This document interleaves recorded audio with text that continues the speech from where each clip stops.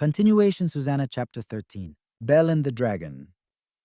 Chapter 14. After King Astyages was laid with his fathers, Cyrus the Persian succeeded to his kingdom. Daniel was the king's favorite and was held in higher esteem than any of the friends of the king. The Babylonians had an idol called Bel, and every day they provided for it 6 barrels of fine flour, 40 sheep, and 6 measures of wine. The king worshipped it and went every day to adore it. But Daniel adored only his God. When the king asked him, "Why do you not adore Bel?" Daniel replied, "Because I worship not idols made with hands, but only the living God who made heaven and earth, and has dominion over all mankind." Then the king continued, "You do not think Bel is a living God.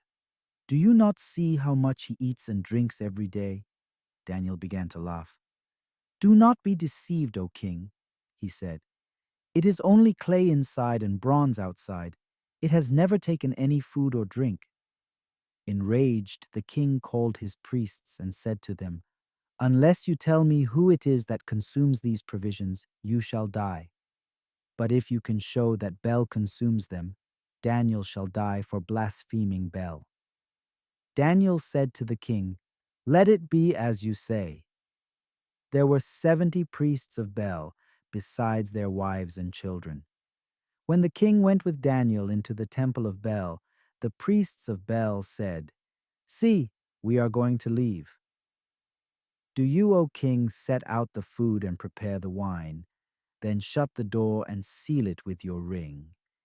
If you do not find that Bel has eaten it all when you return in the morning, we are to die. Otherwise Daniel shall die for his lies against us." They were not perturbed, because under the table they had made a secret entrance through which they always came in to consume the food. After they departed, the king set the food before Bel, while Daniel ordered his servants to bring some ashes, which they scattered through the whole temple. The king alone was present. Then they went outside, sealed the closed door with the king's ring, and departed. The priests entered that night as usual, with their wives and children, and they ate and drank everything. Early the next morning, the king came with Daniel. "Are the seals unbroken, Daniel?" he asked. And Daniel answered, "They are unbroken, O king." As soon as he had opened the door, the king looked at the table and cried aloud, "Great you are, O Bel! There is no trickery in you." But Daniel laughed and kept the king from entering. "Look at the floor," he said. "Whose footprints are these?" "I see the footprints of men, women, and children," said the king.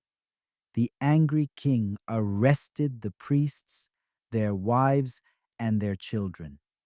They showed him the secret door by which they used to enter to consume what was on the table. He put them to death and handed Bel over to Daniel, who destroyed it and its temple. There was a great dragon which the Babylonians worshipped. "Look," said the king to Daniel, "you cannot deny that this is a living God, so adore it." But Daniel answered, "I adore the Lord my God, for he is the living God.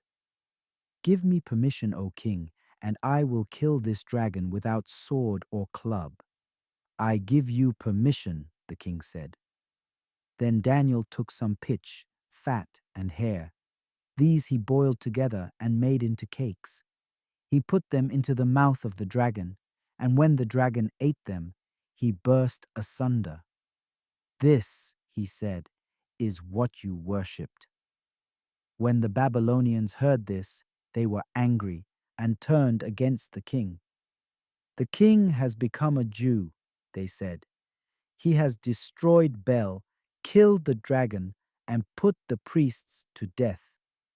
They went to the king and demanded, "Hand Daniel over to us, or we will kill you and your family."